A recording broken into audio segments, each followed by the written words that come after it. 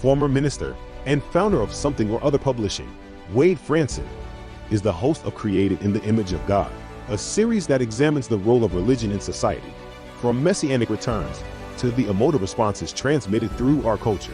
Wade fearlessly addresses reality claims from all directions, objectively exploring their compatibility with Holy Scripture. Joining him is Daniel Sanderson, CEO of Planksip, an international philosophy and cultural media outlet, helping emerging thought leaders with personal branding by co-creating organic content. Tonight's episode: the power of community and the unexpected loss of life. Well, everybody, welcome. This is a little bit different. We've got three people appearing all at once. Now, don't lose it. We're doing this for a particular reason. We have a special guest in today's studio, Patrick Novotny. I've pronounced that the North American way. There's a bit of a Czech accent, but I'm not going to attempt to butcher it. He is the newcomer to the show, and he can comment on that a little bit later. But we also have a returning guest, Dr. Elise Cortez. And so if anybody can guess in the comments as to what the topic is tonight, there's been a bit of a hint right at the beginning, but you know what? Give some good questions. Throw them out. Let's see what we can do to stimulate a nice conversation about the loss of life. Now, what does that mean to say that we're going to have a nice conversation about the loss of life? I will preface that none of us here on stage tonight are dealing with an immediate loss of life that I'm aware of. So I think we're all in a good mental place, but that does not mean that there are not people out there that are not dealing with this on a daily basis. Loss of life is a part of life, and that's what we're here to talk about tonight. Now, the show in itself, as listeners who tune in on a regular basis understand, the show is and has a religious undertone to it. So we're going to be trying to grapple that. We're going to bring up the idea of religious versus secular. And we're going to have this conversation about not which is better, but what are some of the differences. And yeah, I think that's a fair conversation to have. So I'm going to start off by talking to Patrick. And Patrick, how's it going, man? How are you doing this evening? It's going really good. I love the weather's getting good. It was a short January. The weather, well, we're living in the same part of the world. So we've had a little bit of a warmth come through, like, hey, it's summer now, even though we don't really get too much snow here. But yeah, I'm looking forward to enjoying summer weather, and kids are off school. So, we've got we live on an island already. This is a destination. So, there's places to explore right here on Vancouver Island. Yeah. Okay. So what Patrick's alluding to is that he's from Vancouver Island, just like myself, and Elise, she's from Texas. So, we're all kind of in the same relative time zone, and we're going to have a nice conversation about loss of life and how to deal with loss. And just to bring everybody up to speed, Elise is an expert on this, aren't you, Elise? An aspiring expert. How's that? I would never call myself an expert, but it is an area that I know a little something about, and then I'm learned in to a certain degree. Yes. Right. So maybe explain to Patrick, before I talk about his upbringing, I want you to explain to Patrick, just to give you the context, Patrick, Elise's work actually is specifically to loss of life and dealing with grief. And maybe you could tell Patrick a little bit about your PhD studies and your subsequent books and your work that you've done over the last decade. Okay, sure, Patrick. So my PhD is in human development. So really what I am today is I am a management consultant, and I work specifically with meaning and purpose.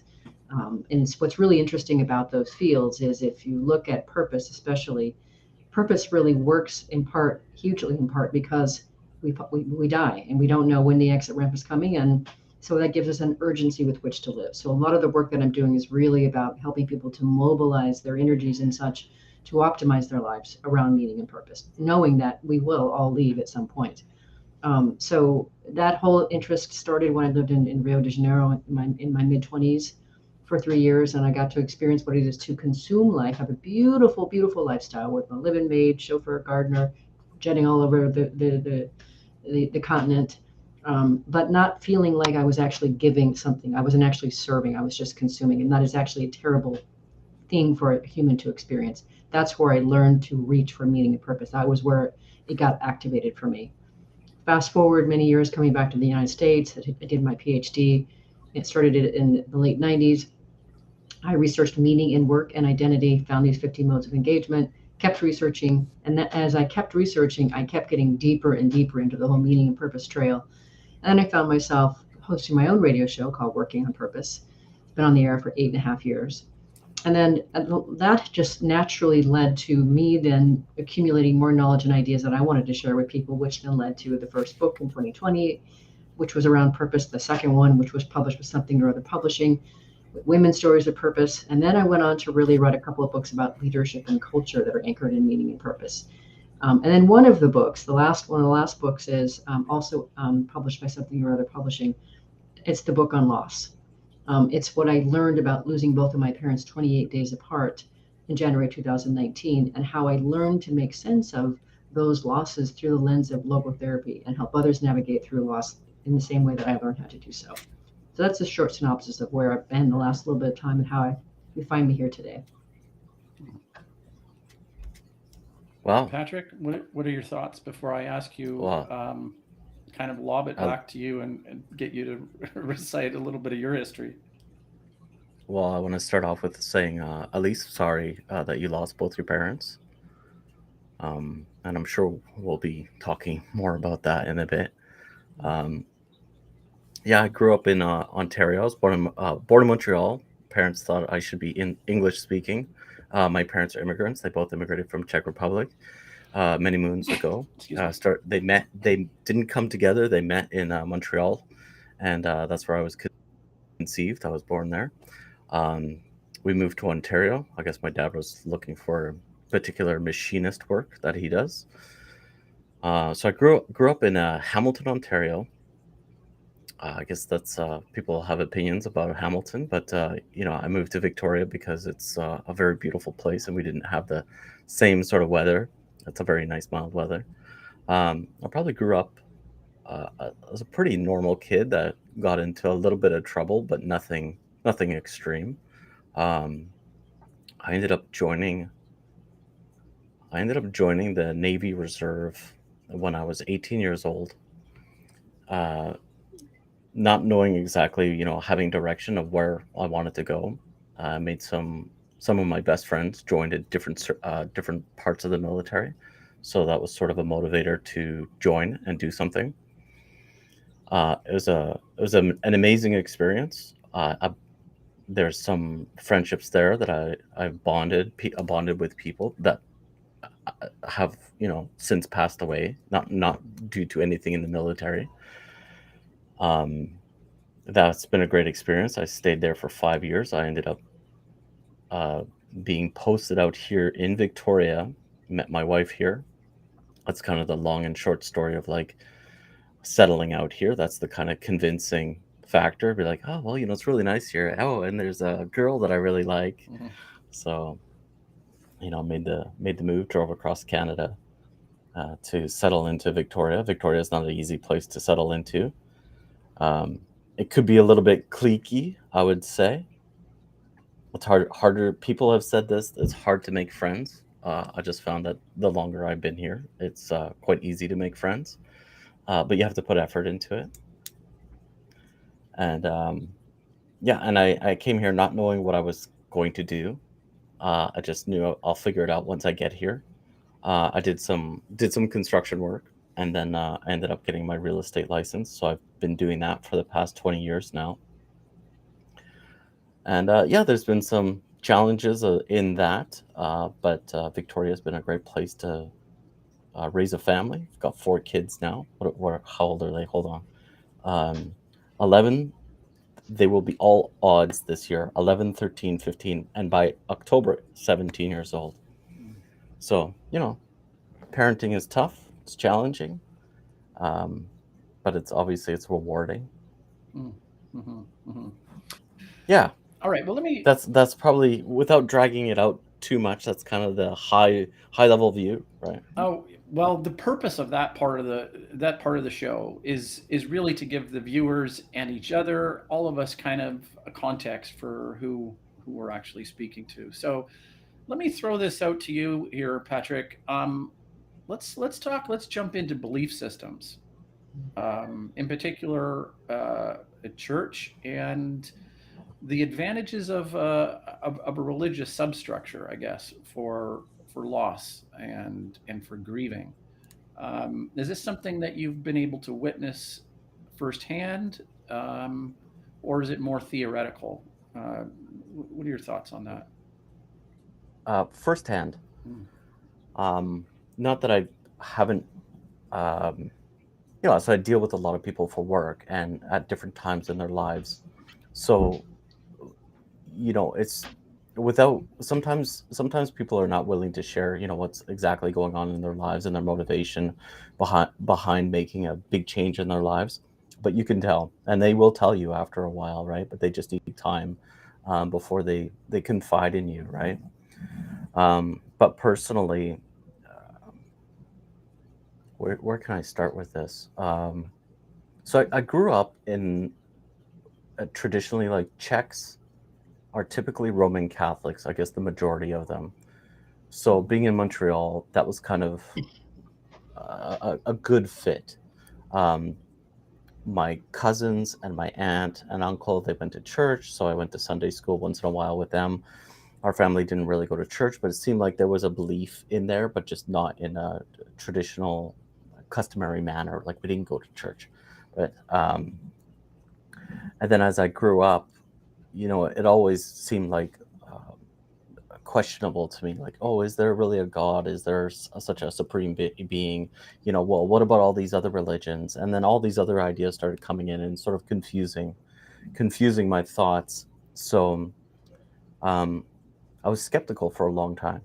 And then having children sort of brought me back in. It's like, wait a minute, even if I have a lot of questions, maybe that's the right environment to bring my children to, so they can be surrounded by, like-minded people, good morals, that kind of thing. And I was still skeptical after some years, um, until I started asking more questions and more, and that led me to getting the right kind of information, or enough of that information where it's like, oh, wait a minute, for me, my belief system is without a doubt, like, I am a believer of Jesus Christ, and I believe in God. I believe in, like, it's not just a superior or a supreme being. There is a God. So that's where my head is at, with grieving. I think I've seen people take it differently as a witness. Some people hide it, and then it comes out after a while, and it's like a floodgate. I'm probably like this. I bottle up feelings, and then it all comes out at once. So I'm very good at hiding how I feel. Um, yeah, I I mentioned that I was in the military, and a few years ago, I probably haven't seen these people for 15, no, more than 20 years. Some people I've met sort of because I live in Victoria. It's a military town. We have a base, naval base here. So people might come through town, and I might see them or meet them. Um, yeah, but there was a particular person at the beginning of all of that, starting in the military, was new experience. It was sort of a core group of people that we all hung out together. We're all, like, pretty good friends, trust each other, I think. And then I heard news that one of the people fell ill to a disease, and yeah, I didn't realize how much it affected me until there was this one night, and I just, by myself, just cried. All of this just came out of me, right? And I didn't realize I had those feelings. Um, like, you hear about somebody's passed away. It was on social media, and at the beginning, I was feeling like, oh, yeah, that sucks. I don't want to hear that kind of news. Um, but it took a while before I realized how much it affected me. Mm. My dad passed away is it 2 years ago now? It's probably, no, I think it's about a year. It's not a year and a half yet. Um, and at first I had no response. My dad's in the Czech Republic. So my half brother messaged me, your dad's not doing well. There was a few phone calls. I think my dad might have called from the hospital, but he was sort of incoherent, right? I don't know if medicated, that kind of thing. So it's like, oh, what's going on over there? Um, and and I had a really, how do I put this? I haven't talked to my dad for years at a time since he was in Ontario, but there was always a strong bond there. Like, it's a very fiery bond with my dad. I know my dad loves me. I love my dad. But we would argue. We'd argue always. There would be always something. So, it wouldn't be too long before something got loud in the house, right? Yeah. So that, there was like, it was frustrating in that way growing up. But, and then when I heard, this is how I'll put it, my feelings or my coping was triggered when I would hear about somebody else's. They would share their story about oh, my parents just passed away, and all I would do is they'd be talking, and I would stop hearing things, and I would think about my dad. So that was a bit of a surprise, where I could bottle up my feelings or block out feelings, and in that way I couldn't control that feeling. That was difficult.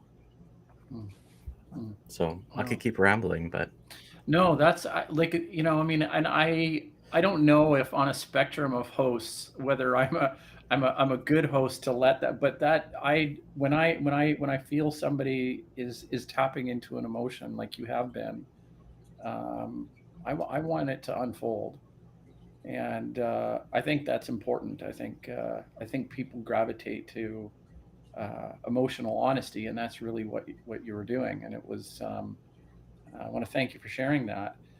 Um, Elise, let me run this back to you, and I'll give you kind of a choice. You can take more of the doctor approach, expert approach, or um, make it personal if you want. I'm sure you've already shared that you've had to deal with the loss of both your parents in a very short period of time. How does what Patrick? How does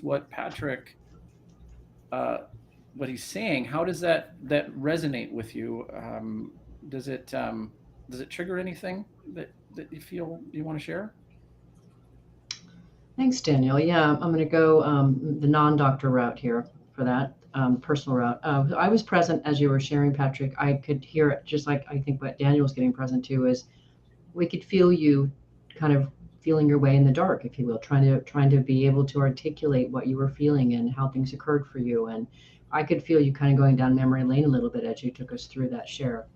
And what I got present to is just, the achingly beautiful color of life. This is what it is to be a human being.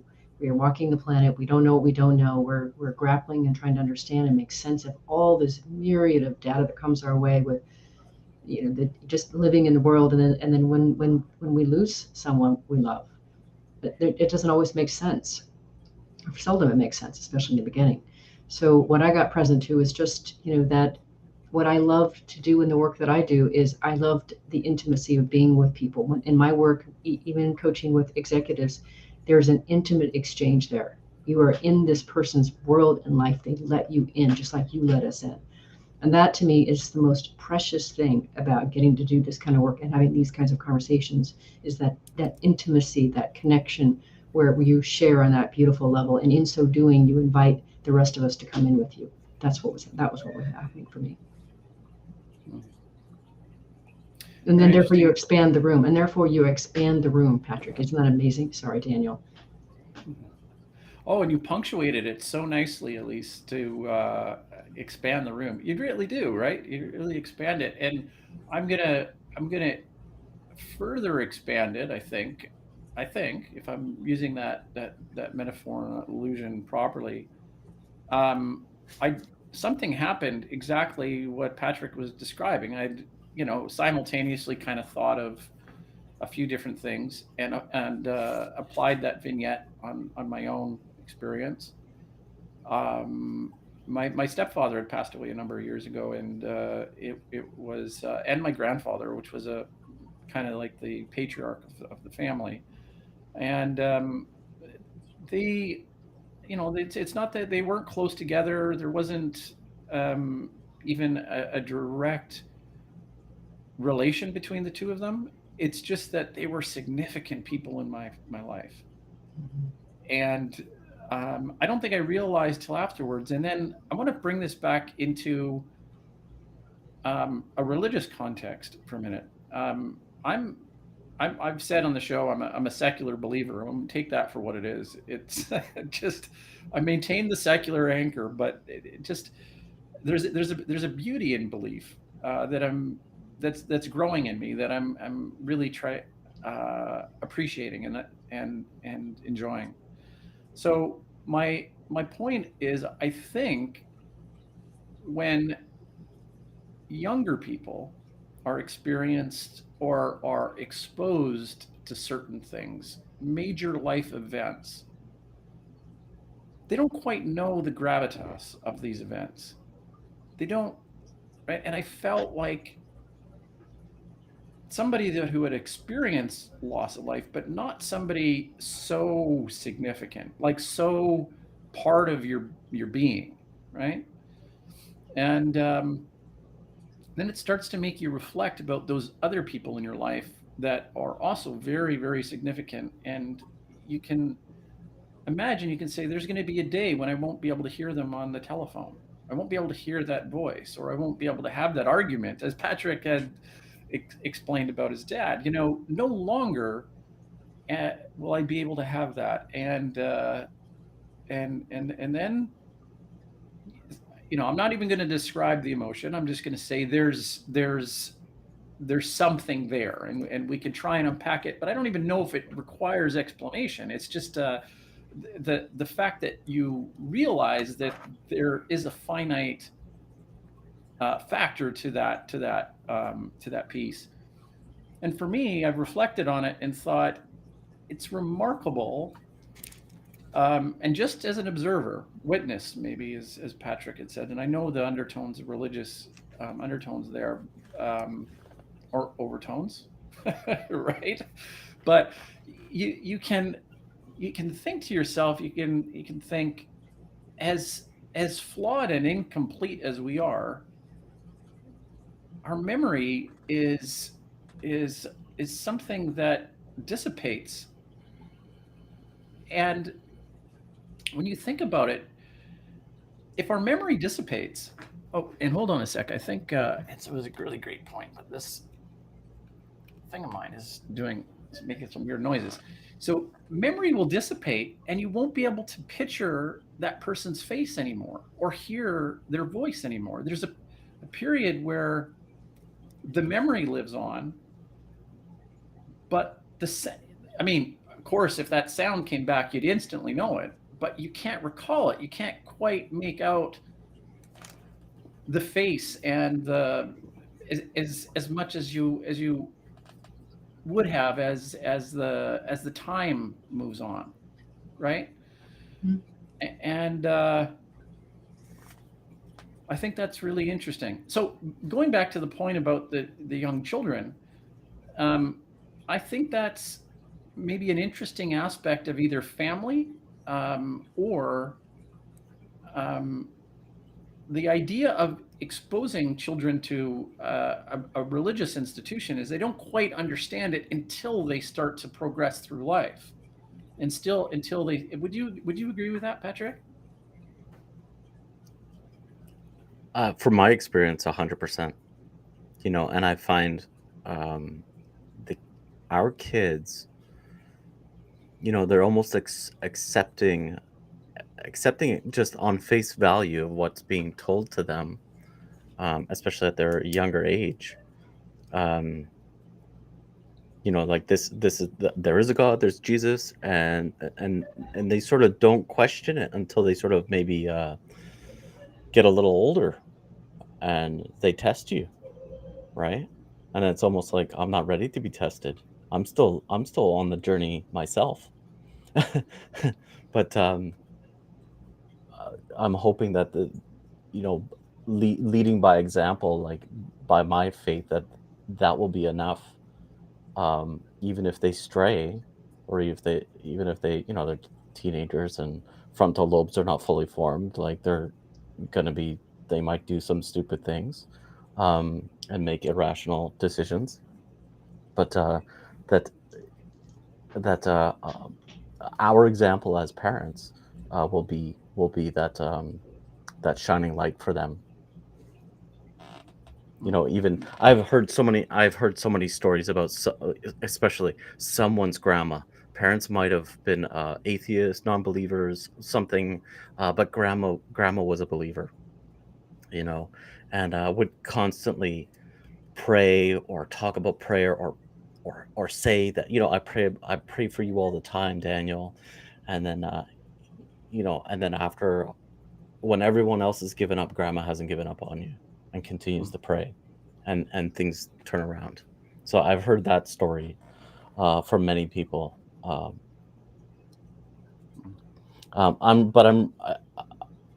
want to add to what you said earlier, Daniel, about your stepfather.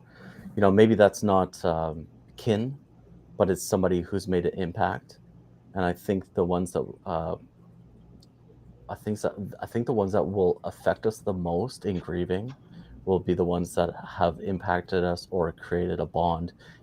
Maybe that was sure. It could be family, it could be siblings, but mentors, maybe best friends, other people that they might not have to be friends, but if there was something significant about your relationship with them.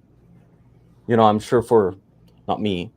Um, I'm sure when you have an ex-wife or ex-husband die, the ex-spouse, I bet you they grieve. They go through a process as well, even though they may not be together anymore, as an example. So I think that's how, uh,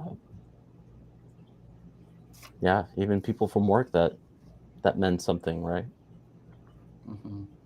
Hmm. Well, Elise, what about what kind of carry forward examples do you draw on from your parents and your parents passing? Carry forward examples. What does that mean? Well, did they really teach you to work and strive? Was it a work ethic, or a sense of Mm, never giving up? mm. Um, Yeah. Okay. Yes, those things were definitely present. So, first, you have to know that my mother was married 5 times by the time she was 28 years old, and I was in second grade, and I'm from the first marriage, so I got to see the whole revolving doors. So when she got to number 5, and I was in second grade, I realized very quickly that she had hit the jackpot. This was like a fairy tale marriage. I mean, they should have never met. It was amazing. It was a miracle, and they loved each other, like really loved each other. It was so beautiful to get to it. So my mother finally got that. And they were very hard workers. They were restaurant or farmers first and then restaurateurs. I learned a work ethic when very, very young. So grateful for that. So I learned the work ethic piece, and then I also got to witness love, real love, beautiful love. So those are a couple of things that I definitely carried forward. And my mother was ready to go. She'd been battling with COPD for years and had, broken vertebrae and was on 24/7 oxygen. She had the jet fuel on her backpack. She was ready to jet out of this world. She was done with her suffering. And so, coming together as a family to bid her adieu and take care of her and handle her affairs after she left was something that brought us all together and also taught me something. There were some forward-reaching messages in that community piece of coming together to handle that loss. What we didn't expect is that my father would follow her out largely of a broken heart 28 days later. He did not want to live without her. It was so beautiful. I mean, really. I mean, when I got the news that he'd had a stroke, I went, wow. I was blown away. And it hit me, the power of love. So my parents taught me a lot about living, and that's why the book that I wrote is called Coloring Life: How Loss Invites Us to Live More Vibrant Lives, because it's the achingly beautiful piece of loving somebody and missing them when we're gone that helps us remember to be alive and to celebrate that we do get to live. So from my parents' losses is why I ended up writing this book about the celebration of life, the vibrancy of life. So for me, those are all parts of the lessons that came from those losses and what they taught me while they were here. You know what? I think it would be very, I mean, that's beautiful. I can feel the emotion all the way. Patrick and I could feel the emotion all the way on Vancouver Island. But so there is, I believe, let's just see if we've got it here. Hold on a second. Can I jump in, Daniel, while you're getting your thoughts together? Yes, go ahead, Patrick. At least that's really, I think it's really amazing to identify that, like when you have a partner that just can't live without the other partner, like that, the broken heart death. And I don't have any like a partner. I don't have an example like that. I just remember this fellow realtor actually. He passed away, and I talked to his partner, and she was telling me about they live on some rural property, and the bunnies were killed by I can't remember, a raccoon something, and he was heartbroken. He was completely heartbroken, and I can't remember if it was a week or 2 weeks later, and it's one of those things where I talk about bonds, and I didn't really know this person, but he was always super friendly, always stopped to talk with me. We would bump into each other in the grocery store, parking lot, somewhere, a work thing. Yeah, and it was just like, it was one of those surprise events when I heard that he passed away. I went to his funeral, and there we go. I'm all bottled up, and all of a sudden, everything just like, I just start crying. I can't stop myself. Just start crying, right? And that's not to take away from your parents passing away, Elise. It's just remembering. How about that? Just fondly remembering people that have touched us in such a way that is surprising. I didn't. It's not a mentor, just a super nice person. So I'm always pleasant to talk to, always, big smiles. We run into each other by accident, and then next thing you know, my wife's asking me, why did it take an hour to go get milk at the grocery store? Oh, I bumped into so and so, right? Mm-hmm. So of course, this is, I don't know what it's like down in Texas, but Victoria is kind of a medium-sized city that's like a small town. It's hard, I'll put it this way, it's hard to be anonymous. You're likely to bump into somebody at the Walmart, at the grocery store, and different places. So it's kind of neat here. But yeah, I just wanted to share that. Thank you. Yeah. Let me play it, guys. We'll be right back. Hold on. Yeah.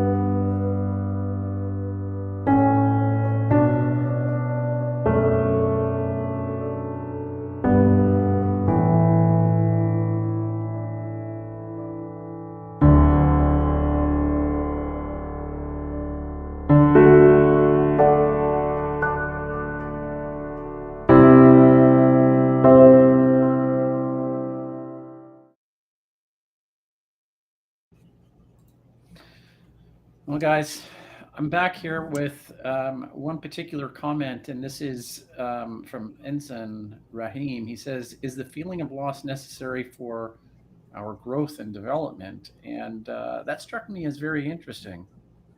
As a philosopher, I think, okay, well, necessary to our growth as a human being. Loss is definitely a part of it, and necessary. That's a really interesting aspect. So, what do you think, Elise? Do you think it's necessary? I saw that question earlier in Sun. Thank you very much for posing it. On all your other comments as well, by the way. Thank you for engaging with us. I don't know if it's necessary per se, but it's one heck of an effective catalyst. So I do, what I can tell you is that we generally don't grow without some kind of struggle or challenge or, deficit or something. It doesn't happen when we're sitting very comfortably on the couch eating our bonbons, watching our favorite show on television. The growth doesn't just sneak up on you and say, ta-da, I'm here. It needs to be evoked, because we as humans really do want to live in, we're designed, to be able to conserve energy. And so that includes resting and putting forth little effort until we get motivated to do so. So to grow and develop and really become our optimum best, we do need those catalyzing forces that encourage us, that help us find and access that necessary energy that it takes us to take on those challenges, to deal with that, whatever's missing or what we have to overcome in order to realize the growth. So I don't know, again, if loss is necessary, but it is surely incredibly effective. That's really good. Patrick, any thoughts on that before I pull the comment down? Certainly. I think a feeling of loss, I'm not sure if that's necessary for growth and development, or a loss like being a milestone. I think it can crush some people. I think if you loss of a partner, even if it's a divorce, I've talked to pastors that work on the street with homeless people, and many men that are out there that their wives have left them for, I don't know, I don't care what the reason is, but that's the situation right now. Suicide rates among men that have been divorced or gone into drug addiction or alcohol addiction or whatever coping mechanism there is. And the symptom of that is a lot of the times homelessness, not being able to control that. So I don't think it's necessary for growth. I think it's that's a very drastic loss. Like, it could be a death as well, right? And obviously, Elise's father, heartbroken, disastrous. I don't see that as a vehicle for growth. I think it's very damaging to the soul. Oh, can I add something on that end that I want to add to this? Because this is from my perspective Please. of being a logotherapist. So logotherapy is an existential psychology branch, and it comes from Dr. Viktor Frankl's work. And the thing about logotherapy, part of the reason I chose to study it and thread it through my consulting and my practice, is because I like that it's an optimistic approach to life. And it teaches at its core that, one, meaning is our central concern as human beings. This is what our chief source of motivation is, and this is what we're looking for in life. It also teaches that there are no negative or tragic situations that can't be transmuted into a positive accomplishment but for the stand we take to them, including death and loss and pain. So there's a tragic triad in logotherapy that speaks to those. And so how I relate, loss is something that can teach us about really living. It can teach us to appreciate those that are with us. And that's part of the lessons that I talk about in my book. So in my view, when we think about, is loss necessary for growth and development? Maybe not, but it surely gives us a place through our choice between the stimulus of losing someone and our response to that, to what import or meaning we're going to give to that, and how it will help us inform the way we're going to live the rest of our lives and what kind of a person we're going to allow ourselves to grow and to be. So loss can be very much, I see, and I frame it as as it can be a positive contribution to your life, but for the way that you allow yourself to relate to it and learn from it. In my case, I learned tremendous things about living from the losses of my parents. And that's a lot what my book is about, that I'm passing that on. So how we relate to loss is critical, and I would say defining. I think that's an amazing. I think that's an amazing way to explain it. Um,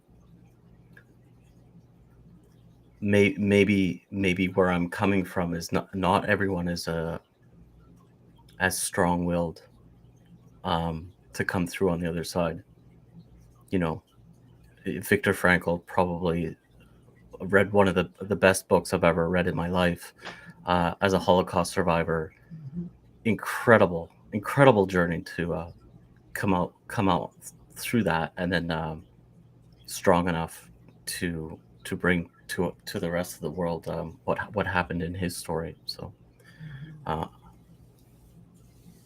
yeah, I don't know. I don't think everyone is strong enough to take.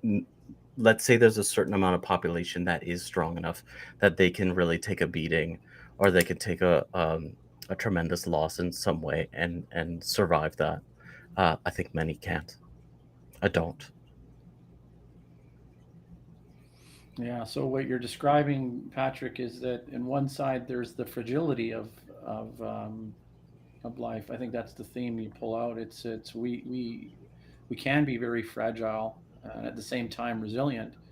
And and probably what you're emphasizing, Elise, is that it's through these lessons that other people give us strength. I would say, right? Mm-hmm. So yeah, that's a really interesting approach. I guess I don't know how I would approach being in a Nazi concentration camp. I don't know if I would have seen that same light that Frankel saw. Um, yeah, I may have been extinguished. Right? He must really be an anomaly in terms of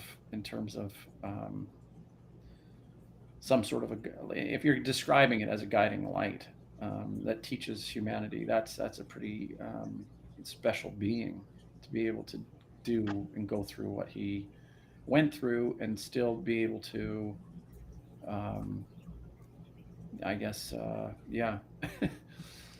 Right, not Well, to be burdened with a PTSD. he probably was for a while, but so two things to that Yeah.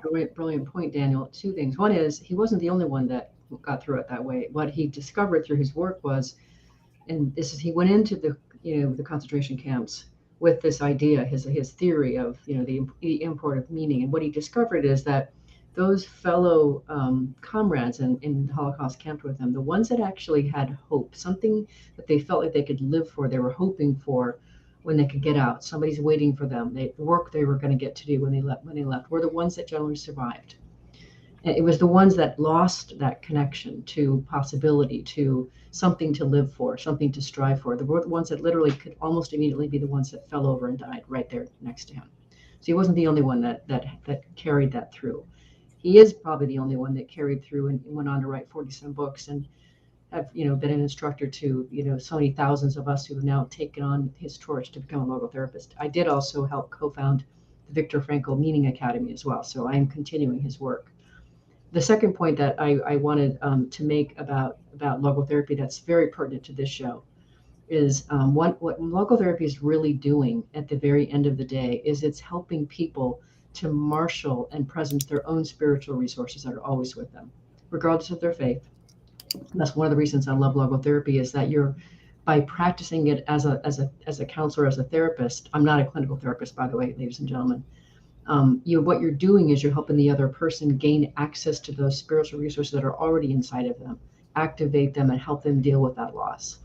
And that's why I love practicing it. That's why it works for who I am as a positive psychologist kind of a person. I'm a growth-oriented person.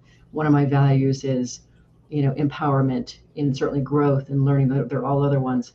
So that's one of the reasons that I think logotherapy works so well with loss, and why I use it as a lens and as a tool to help people through loss.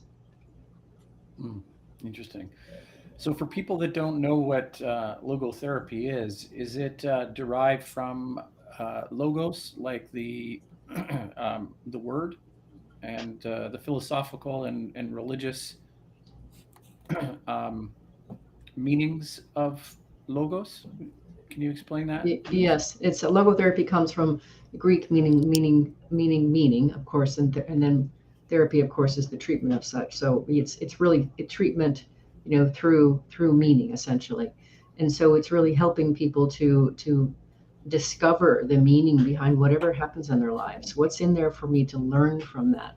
What's in there for me to grow, learn, expand my person in this, and which really, again, it's a positive stance. It's an enlarging stance, and it enables people to be able to see what they really can deal with. So it pulls and encourages and elicits, their own greatness to be able to deal with whatever life throws at them.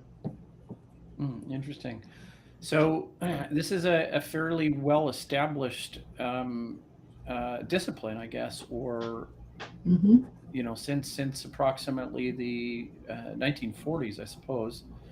Um, is it fairly widespread in throughout the world, or how would you describe this and this work and some of the affiliates um, that you come across? Yeah, there are practitioners all over the world. This is, and the great thing is we're all using it in different ways. I mean, when I finished my what's called a diplomate, which is like the master's level of logotherapy, and I was presenting my project, I think there were like 70 of us that were finishing. We were from all over the world. One woman is so fascinating. She is in um, the Arab world. I forget which country she's in, but she's actually using logotherapy to help build nations.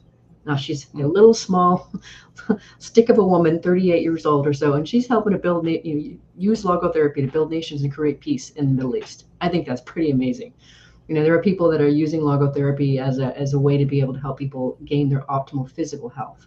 There are people that are obviously using it in their counseling kind of work. There are people that are using this inside organizations, and that's why I call myself an organizational logotherapist.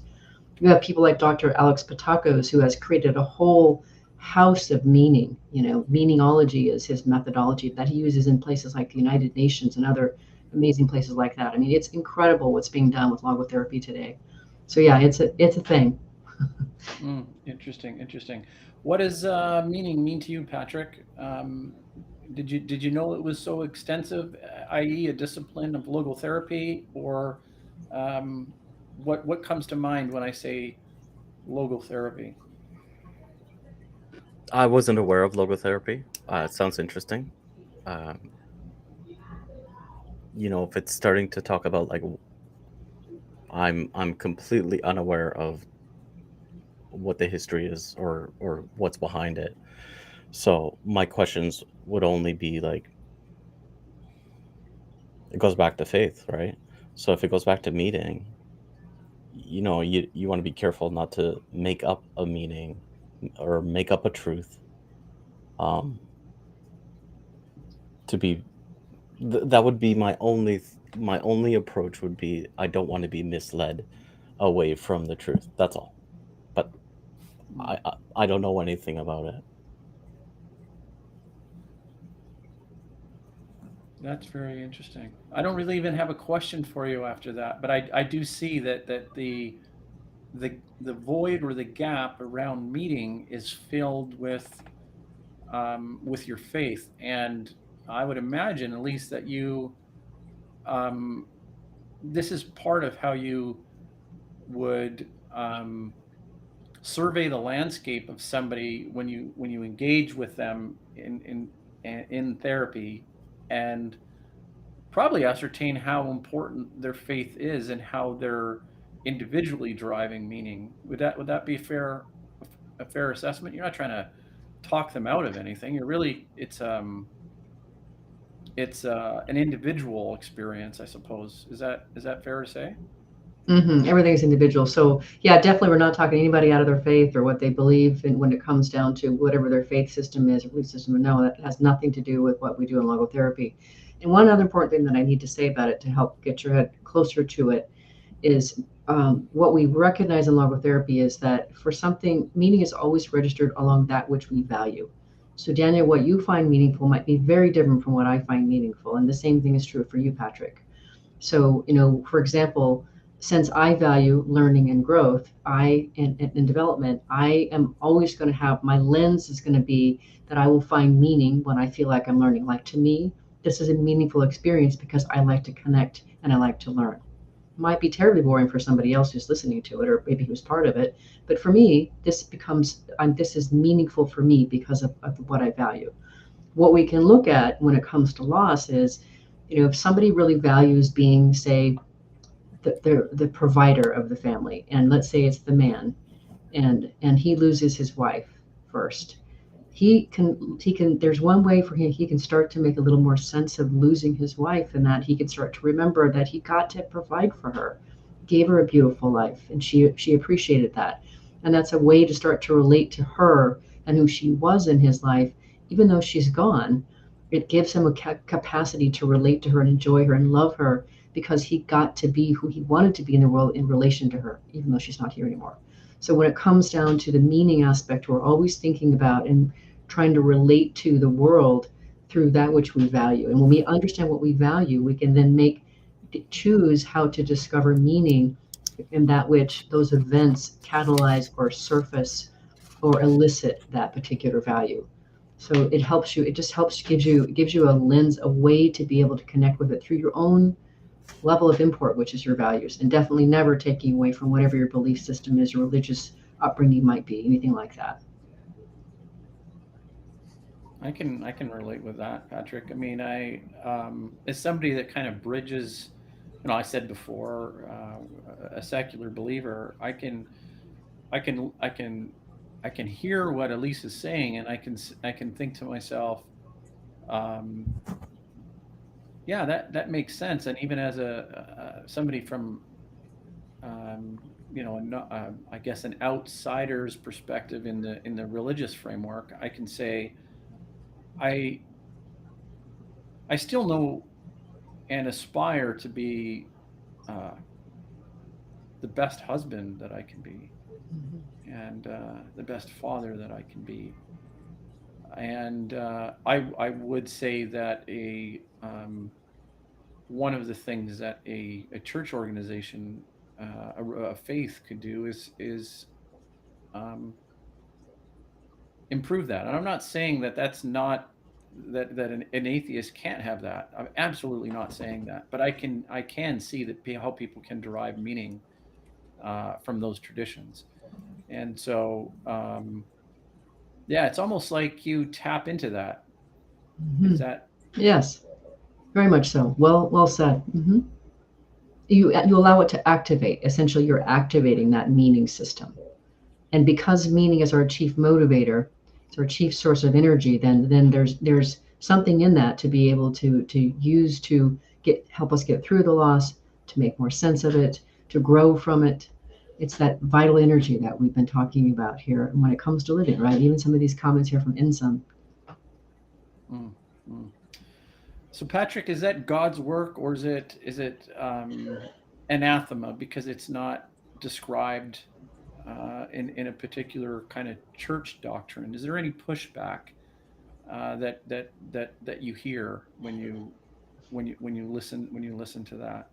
I'll be honest. I mean, let's work through that. Let's Mm-hmm. Is that something that either your faith or um, people in the church community would say, hey, that's our territory?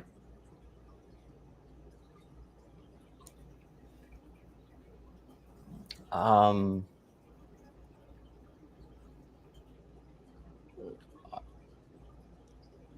Generally speaking, I think all my church experiences have been around what I guess what you would call traditional values. Um,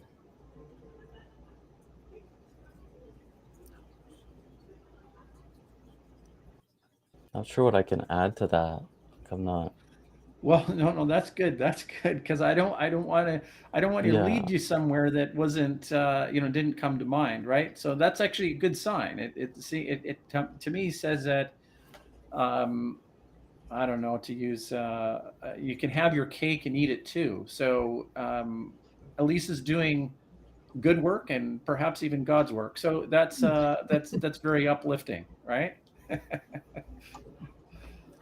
And I think going off, sorry, Daniel, going off of what Elise was mentioning about values, like if your meaning is based on values, your values can change. And it's really, I was surprised. I was surprised to hear that. Um, when my thought process, when it came to meaning, I thought, there's one truth, and everything else outside of that truth, like helping find, if it's helping find someone's meaning, they can make that up, what their value is, and all our values could be different. And there's no governing law to say like this is moral or immoral. And I know Elise was getting at like, uh, let's say it's like a spouse that's passed away, and you've given them their best life as their spouse, their partner, their supporter, their parent, anything like that, and you can believe that, oh, like those are all the cherished memories. Um, and I wasn't thinking about any of that when the thought of like logos and someone's meaning. So I thought about truth instead of values. So it was interesting. I thought it was really interesting to hear that from you, Elise. Yeah, I'm gonna be thinking more about it later, I promise. It's a beautiful conversation. yeah, so truth. This is interesting, and I think if I'm being explicit about what I'm interpreting or the vibes that I'm getting from Patrick, the one overarching truth is his belief system in God and in Jesus Christ. So um, that's interesting. So let's role play this a little bit. You realize very quickly that somebody like Patrick has that orientation. Then you're exploring that single source of truth with him as a part of the therapy. Isn't that correct? And I want to know what that truth means to him. Yes. Especially in relation to a loss. Well, that's a very good. So, how do we get you to authentically unpack what that overarching single source of truth means in direct relationship to a loss? For example, your father. How would you what comes to mind when I throw that kind of question your way, Patrick? I'll answer that, and it comes from surrendering to what I've always believed, but maybe I never admitted to myself in many ways. So, yeah, it wasn't all. It was a relationship of conflict, not like, I don't know. It was always a heated relationship. How about that? And my dad did the best he can with what he had. Um, I don't know what my dad's life was like in the Czech Republic. Back then, it was Czechoslovakia. I know my dad escaped from the Iron Curtain, or Russia's rule. Escaped to Canada. Took him 2 years to get here, and then once he got here, he has a wife. So my dad never divorced by then. So somehow he calls back. He's like, "Hey, honey, I'm in Canada. Get on the plane." I don't know. However, they're supposed to reunite people, and she decided to stay. So there's like sort of spotty information about my dad's history. Um, I guess this is like the European generation of the baby boomers. Probably didn't talk about their problems. Probably didn't share things, um, but wanted to teach you lessons anyways. And however I can justify it, I think my dad did the best he can with his upbringing and what he knew, and I know he loved me. So dealing with a loss that I thought, would there be something that I should have said before he passed away? No, everything's been said. Probably 20 years before he passed. So by the time he came, and I knew his health was getting a little bit worse and worse over time. And it was just a matter of time where, I would get a phone call from somebody saying, that's it, like he's going to the hospital or he's on his way out. And yeah, being truthful with yourself for that meaning of loss right away. I think just confront it. Whatever, if there's something that is left unsaid for someone else's experience, maybe share it with somebody else. Pray. If you have to pray. Do that. Very interesting. I mean, and from a philosopher's perspective or a Socratic philosopher's perspective, Socrates gave the world a lot of wisdom, or maybe through Plato, but the idea was kind of like learning to how to live so that you can die peacefully. Mm-hmm. Mm. And so I'm hearing you say that, and it's almost like there's a mixture of stoic sensibility there where you've already been able to frame um, the meaning of your father in a larger context and come to terms with it in the framework which you believe in, and that's empowered you, and it's given you a sense of peace. Um, Daniel, you're would that right. be I fair to laid say? I laid that work many years before that. Probably when I moved out of my parents' house. Um, I'm gonna add to this. I had my wife and I were dating. We were serious at this point. We would have conversations, go for walks, and one of the questions was, if we were married and one of us passed away, what would you do? So we would have had this conversation more than 20 years ago, in Fairfield. Daniel knows where we would be. There's cherry blossoms. It's beautiful. It's like picturesque. This is Victoria, at least at the time of year where we're counting flowers when everywhere else is typically snowing in North America. And we had that very morbid conversation, like, well, how long would it take before you think you'd be ready for someone else to be your partner in life? Yeah, it's just a strange. Sorry, you brought up memories, Daniel. It's all your fault. And yeah, not that I ever want to face that myself. Like at one point, either I'm gonna pass away, or my wife will pass away. One before, Mm-hmm.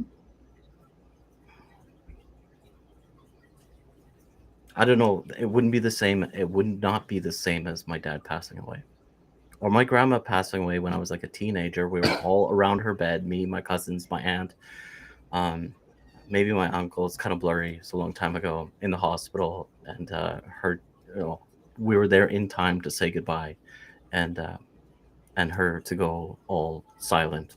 I can't remember. It's kind of a blur, right? It's not like that, but I could not imagine. Yeah. It's almost inconceivable because you've bonded so completely with that other half that you can't even understand what the experience is until you're living it, and Like, that's not everybody's beautiful. marriages are like all sunshine and daisies. There's times when there's challenges and there's times when it's great. So there's some ups and downs, but like, you know, we're consciously at times it doesn't go as well as we expect, and then we work again to make it work. So to lose that person after never giving up. That would be tough. I don't even want to pretend that I'm laying any groundwork to like being able to cope with that. I'm not sure if I can or could. How about that? So that would be the epitome and the definition of loss that you would wholeheartedly experience and that you're completely unprepared for, which is, maybe some of the purpose that Elise is cultivating, right? With meaning and purpose. That's very, very cool. Elise, what would you have to say about that? And let's start thinking about wrapping up the show, because we're at the top of the hour and I haven't really asked you guys how you guys are doing for time or anything, but you're good, Patrick. Elise, how are you? I'm good, thanks. Yeah. Well, so this is totally where, somebody who is a logotherapist and somebody who is out to activate meaning and purpose would want to try to help Patrick if, he were to have a loss of any kind of loss in his life, is to help, activate his access to and utilization of his own naturally occurring spiritual resources. They're already there for him to be able to handle this loss. I don't wish this on anybody, but reality is we're all going to lose somebody that's really important to us at some point. And so how we manage that is critical. I just lost my mentor of, I guess he was probably in my life for close to 4 decades. He just died in March. But he prepared me over all these years. So I knew it was coming, but still it's a loss for me. But when you think about what do humans go through, I mean, humans go through horrible, atrocious things. They go through awful diseases. They get in horrible accidents where maybe they lose a limb or something, and they lose their sight, their hearing. What humans go through awful things, war. I mean, and yet we can come through the other side bigger and more prepared and capable of experiencing the beauty of life and the connection that's available to us. And so these instances of whatever life that throws at us are the way that we allow ourselves to relate to them can be tremendous openings to growth, to being able to allow ourselves to experience joy and awe on a whole different level we never got to have before, while still missing terribly the person that we lost, while still feeling that emptiness of them not by our side. They're not sleeping next to us at night anymore. They're not having breakfast with us in the morning. We're not going to go sailing together on Saturday morning.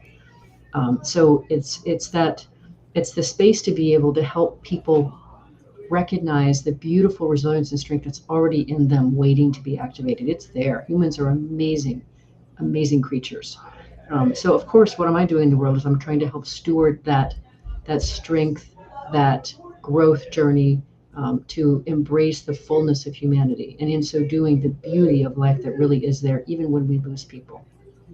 So it's a message of hope. It's a message of encouragement, empowerment, and pulling as many resources from within as I can possibly help activate.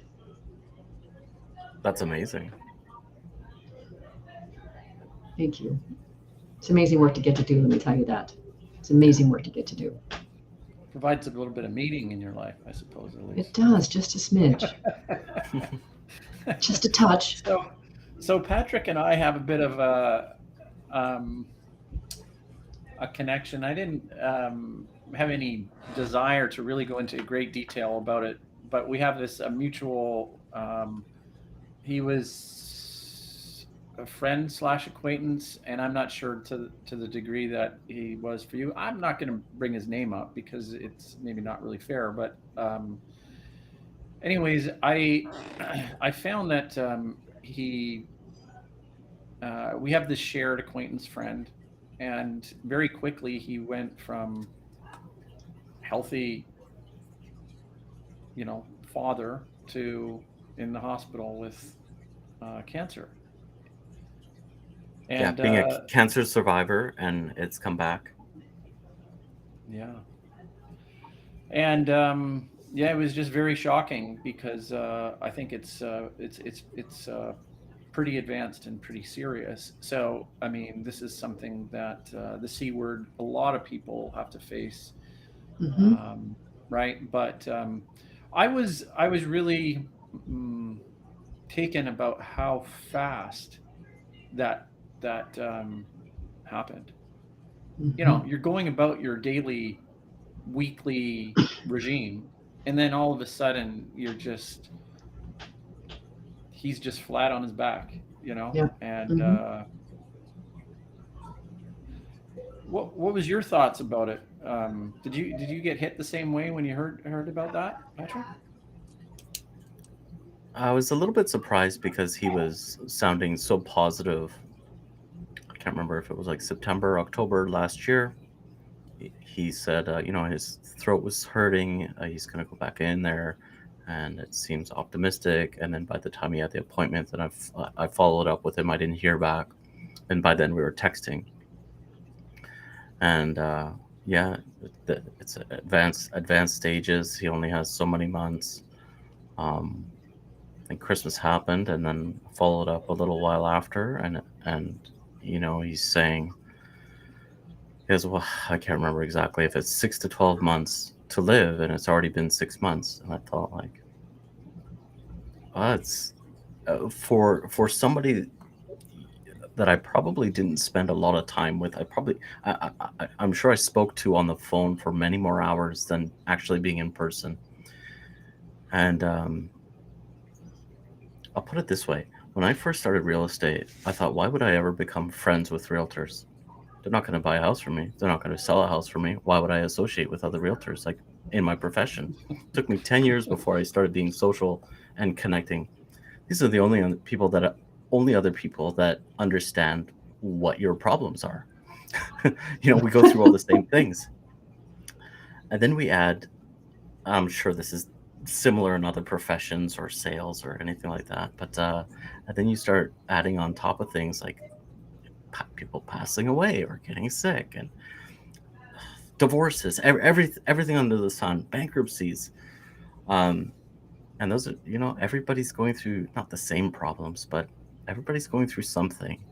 And surprisingly, like, some of the people that I work with that are my competitors, I've gotten really close to just as friends. Like, I don't know why. I should be their competitor. It's a ruthless thing, but it's not. you know Everybody out there is human, and so I don't know if I'm relating or empathizing. um I don't want myself to be going through that. Maybe I'm scared. Maybe I'm scared, because I see so many people around us that have gone through cancer, survived cancer twice, 3 times. Brian, I'm gonna keep praying for him. I don't know, right? So Mm, it's yeah. I think as we get That's what spurred the conversation, right? That's what spurred me yeah. to actually. That was the whole impetus behind the show, for everybody. And I didn't, I didn't want to put him on display because I just didn't. Maybe it wasn't fair to his family or to his privacy or anything like that. But um, yeah, and I'm not a realtor, but I knew him as a realtor, and Yeah. you're a realtor, and well, look at that. You're bringing uh, meaning to the profession there, Patrick. Look at meaning is I'm just oozing humanizing. out of you. I'm humanizing. You're humanizing. Yeah, well, then that's the natural release, right? So, yeah, yeah, it's really How are you feeling about him? well. I guess maybe where I would take it is that I think deep down there probably is a little bit of that. Like, I don't want that to happen to me. If I'm really being honest, there's Yeah. probably a wave of that, right? There's a wave of that, and I think there's an odd part of our human psyche that I'm not going to say derives satisfaction about the misery of other people, but somehow it props you up a little bit. I mean, in a way, I'm not.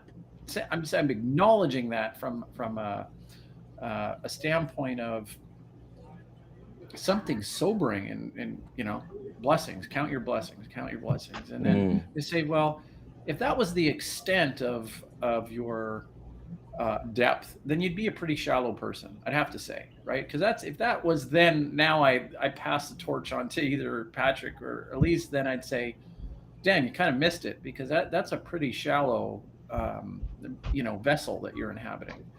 The other part, I think, of Brian, because we've already mentioned his name, he's there's something about him when I first met him that I gravitated towards, right? And I think it was his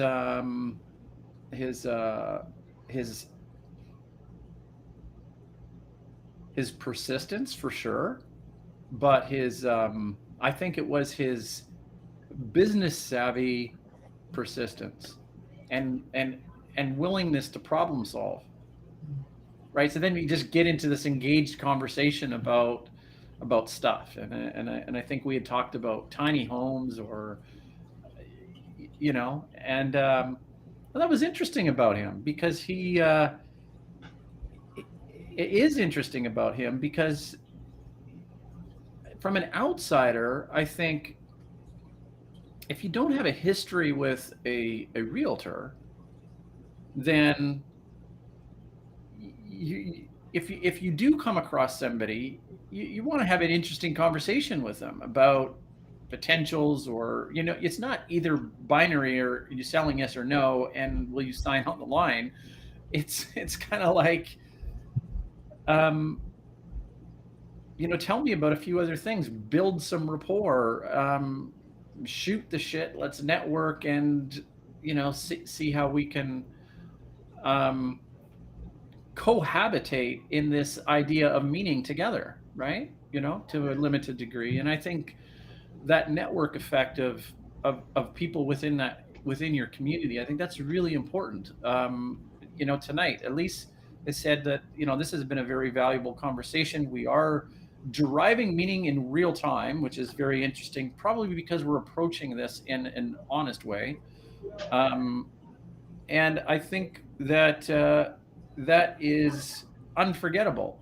In Lascaux, so there's this idea of Lascaux where you have the caves in France, and they've got that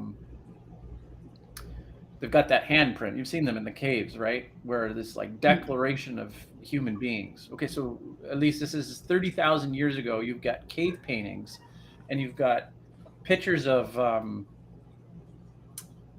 buffalo or antelope or whatever versions there were back 30,000 years ago. Some slight variation of evolution with these animals, and then the hunters, and you have depictions of the hunter-gatherers on these walls, on these cave walls.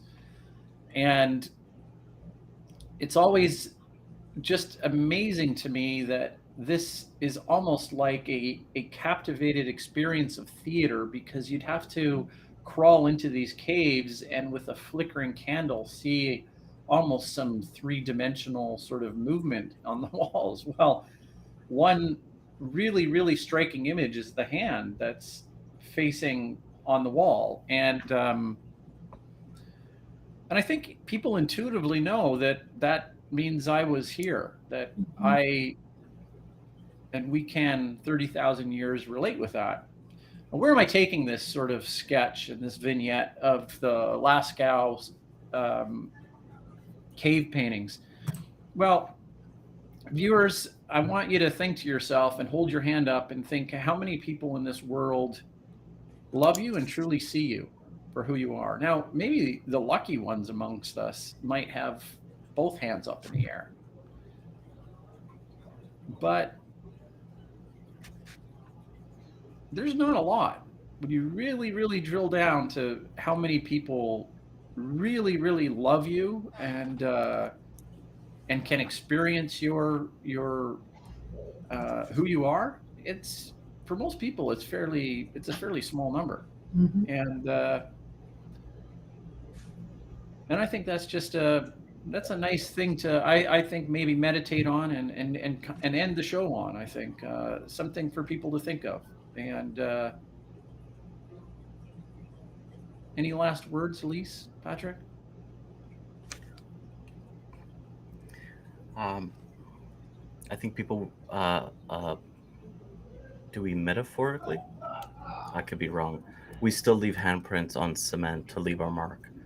So, and I think the way Daniel, you're saying it, after we've left this world, have we left our mark with people that, uh, not just our loved ones, would remember us, but how impactful you might have been to others by leaving your handprint somewhere.